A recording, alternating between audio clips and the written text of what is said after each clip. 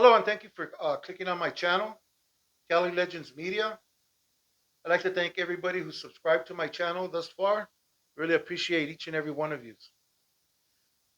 If you haven't subscribed, please hit that subscribe button, thumbs up like button, and hit that notification bell so you could be notified whenever a new video comes out. Okay, so I was having trouble with people, they couldn't hear me on my videos.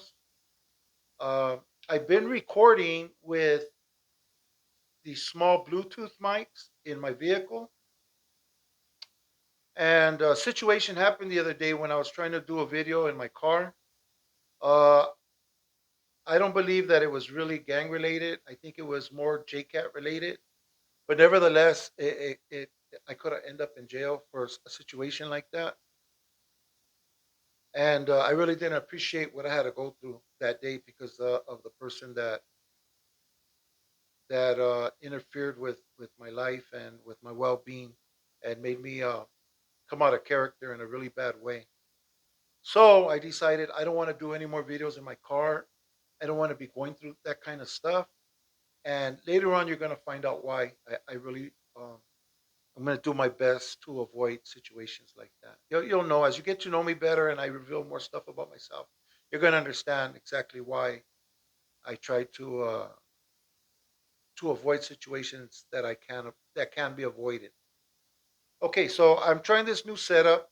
Okay, this is somewhere where I'm safe and secure, and I try to make some color, and something like to look at while you're hearing this ugly head speak, right? And I'm not sure how the sound's coming across. That's why I got to wear these funny little headphones. Otherwise, I can't hear anything. Um, yeah, without the earphones, I can't hear anything. So I'm gonna have to be at least wearing one. I was wondering when I would see one of Dub's videos, I always wondered why he had that earphone in his ear, and I was like, does he really have to wear that? Like, you know. But yeah, he really does. And if not this, then some type of ear device. Unless there's another way that I just haven't figured out yet, but I will figure it out because that's what I'm working on right now. I also got me this little sound effects box. It has whoa, what the hell? It has Scarface right there with his machine gun, and it's got the yeah. They like Scarface, right? Yeah, they like Scarface. So it's got these fun little yeah, it wasn't that funny, but it's got all these little things, all these little devices, these little songs and stuff. It's got some crazy echo, mess around with. I don't like none of this stuff.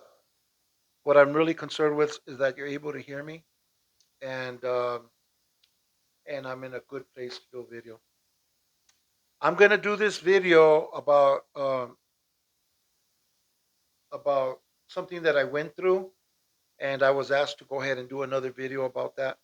But I'm gonna kind of just make this kind of quick. Why? Because I've already used almost 4 minutes just introducing myself and the Cali Legends media crew to the new equipment and stuff. And I'd like some feedback. How was the sound? If you think this is going to work, if I should try something else, um, your advice would be greatly appreciated. Anyway, so today's video. Today's video is about a time that I was out in the street. I was doing all kinds of crazy stuff, and I ended up somehow coming across some clothing, um, suits and pants, shirts, a lot of nice stuff. And I was in the alley behind Atlantic in Whittier. There was a bank there in the corner. Well, there was an alley that crossed like a T, and some point in that alley had a trash can. And what I was doing is I was putting all these clothes into this trash can. Right? It was already dark. It was nighttime. And what happened was I could see the headlights of a car coming down. And whenever I'd see that, I'd start dumpster diving. I'd be in there. I'd be pulling out like aluminum cans, throwing them out and stuff. The cars would go by. So I continued on my little venture, getting these clothes from where I was getting it from and stashing them in this trash can. Then I was going to go get my car and bring it around and just grab everything. Well, what happens is I seen some headlights coming down the street, and I started doing my little dumpster diving act, and the car stopped behind me, and the driver of the car said, "Hey, what are you doing?" I says, "I'm just getting some cans and stuff." He says, "Really? All right, well that's cool, but turn around, let me take a look at you." I knew by the way they were talking, by the tone of the voice, I knew it was law enforcement, right? It ended up being Madrid. There was a team of part of the gang unit at the time, Sanders and Madrid. They knew me, I knew them, and they asked me to turn around. So I'm still throwing cans out and stuff, and I'm thinking, what am I going to do? I'm going to have to bone out. But one thing, I was out on bail, and my stay of execution was over. I was supposed to have already turned myself in on this case, and I was lagging it. And if they would have got me, I was for sure going to stay in jail. I wasn't coming back out. I was going to have to do the 3 years in the county for what I was already sentenced to. I was already supposed to have taken care of my personal business and have turned myself in, but I didn't. So, anyways, he says, "Hey, I already told you, jump down and turn around. Let me take a look at you." And as soon as I jumped down, I heard one of them say, "Hey, it's Camacho." And both doors pop open, the driver's door and the passenger door, and I brake. So I take off down where the Samoan bar is, and I turn towards Atlantic. And I'm crossing Atlantic Boulevard, running through the alleys though. And I run behind the pizza place right there on Whittier Boulevard. And the alley's also in a T. You could run up the alley or you could keep going straight down the alley. So I run up the alley, and Sanders, no, Madrid is right behind me. And he's telling me, "Hey, Camacho, just hold it right there. I'm running. I don't care. I'm going to see if I could. I don't have nothing on me to take with me to turn myself in with." So I get trapped in this a little walkway. There was nowhere to go. I ran in. It was like a hallway, and there was a wrought iron gate that I ran into, and then wrought iron bars on the windows. But it was just blocked off. It was like this, blocked off, right? And I'm in there. So what I do is I start climbing up the bars on the windows, and I pull myself up, and I climb on the roof, and I take off, and now I'm jumping roof to roof, right? And I'm thinking that they're not, he can't follow me, right? Hell, if he can't, the dude was right behind me. He was on my tail. So I'm jumping roof to roof, but all of a sudden, the house I came to a point where the house was too far. There was no way I was going to make that jump to the next roof. And I'm thinking what I'm going to do. And I turn around, he's already on the same roof as me. So I have to jump down. So I jump from the top of that roof down to the front yard. And when I jump, my plan was to roll. But when I jumped, my knee hit my chin, right? And almost knocked me out. But I managed to get up and take off. So now I'm thinking, okay, I dusted him, right? And I'm running. I run across the street. I push open this gate and I run into this yard. And these little dogs start chasing me and they're trying to bite me, right? So I'm throwing the trash cans down like behind me and I'm running. And Madrid's right there, right on my tail. He must have jumped down. That's the only way he could have got off that roof, right? He probably figured out if he could do it, I could do it. But he's right down on my tail, right? And these dogs are chasing me, not him. Yeah, that's a sound effect. No, that's my dogs barking. But anyway, so these dogs are chasing me, right? And I hit the wall of that yard. And as I'm jumping over, like I'm coming over the wall, and my feet, like I just got my belly. I'm so exhausted. I was barely able to reach the wall with my belly and flip over the wall, and my feet are in the air, and I'm falling straight down on the other side of this wall. And right when I'm coming down, I could hear the gunshot from the Madrid's gun. Hold it right there, you mother effer! He busts a cap, right? So I get up and I'm running down the alley now behind Chase Bank. Okay, and I'm running, and I put my hands high up in the air, and I'm yelling at the top of my lungs, "I'm unarmed! I'm unarmed! I don't have anything. I'm unarmed," and I have my hands in the air and I'm running, right? And he still busted another cap. don't run, I'm gonna shoot you. He let another one loose, right? So I turn up. Now I'm running up. What's the name of this street? I lived on Hillview. So now I'm running up Hillview, and I only run about two or three houses, and I cut in the driveway, and I run to the backyard on the house on Hillview, and I'm thinking like what I'm gonna do? How am I gonna get away from this? This guy, he's not giving up, right? So now I could hear the helicopter, and I figure, all right, that's for me. You know that this is it's part of my situation. So I run in between these houses, and I'm walking. I climb up, and I'm holding on to these two houses or a garage and a house, and I'm walking on the fence because I'm thinking they're gonna bring the dogs, and so I'm trying to lose the scent on the ground. And I'm walking along the fence, and then I walk up and I step, and I'm walking on a brick wall, on the top of the wall, headed in the same direction, right? Well, when I look down, I notice a garage door open. It wasn't all the way open. It was only open, say like maybe 3 feet, just enough for some air to get in, right? So what I did was I slid under the garage door, and when I got in there, there was two men that were sitting there, and they were watching TV. Okay, and they asked me, "Hey, what are you doing? What are you doing in here?" And I told them, "Look, I got in a fight at the Samoan bar, and the guy said that I tried to do something to him, stab him. So I don't know what he told the police, but the police are trying to get me now. And I got to go to work tomorrow, and I don't have time to be messing with them and stuff." And they're like, "Well, you can't stay here. You have to leave." They're telling me in Spanish. And I'm like, wait a minute. I can't go out there. I go to jail, I'm going to lose my job, everything. Help me out. And then the lady of the house comes in and asks the husband, "Hey, what's going on?" The husband tells her, and I says, "Hey, look, do me a favor. Just call my mother. Just call my mom and tell her what's happening, okay? And tell her I need some help." So the lady brings me the phone, the house phone, right? And I dial the phone, and she walks out with the phone, right? It's like it's a cordless, okay, but it's not a phone like the ones we have nowadays. It's just a cordless phone. So she's outside and she's talking to her on the phone, and the men tell me, sit down, watch TV. So there I am sitting down watching TV. I'm nervous, I can hear the helicopter outside. Let me go back a little bit, okay? Before I walked on that wall, I didn't know that they were parked right outside of the house where I ran in, and I tried sneaking out to cross the street. And when I snuck out, they were parked outside with a map on top of the cop car, and they were talking, and they said my name. They knew it was me, and I was hiding, and I backed back up, and I went back in, and that's when I was on the fence and the wall when I jumped down and went in that garage. Anyways, so I know they're looking for me specifically. Anyways, so I'm back to where the lady's on the cordless, right? And she comes back in the garage. She says, "Just wait right here. Don't come outside. I'll tell you. I'm gonna tell you when."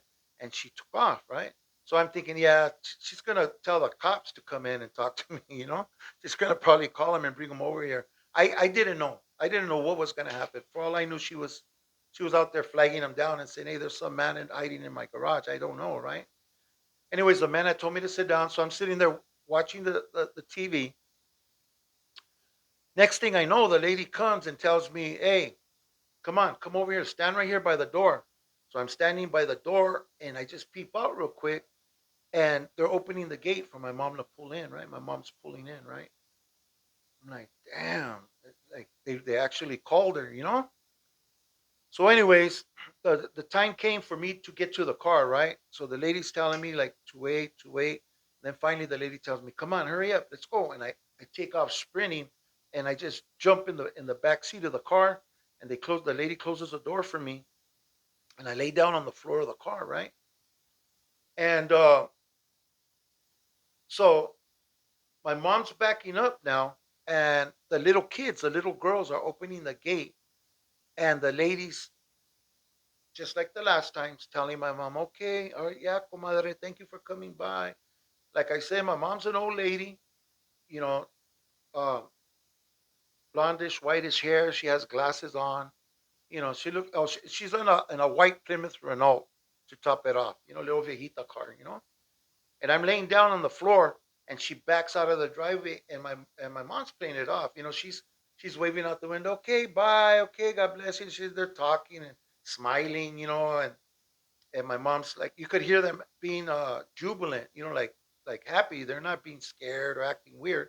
They're like really like saying bye to each other, like if they were like long time friends, right? So there we go. We take off down Hillview. No, not Hillview.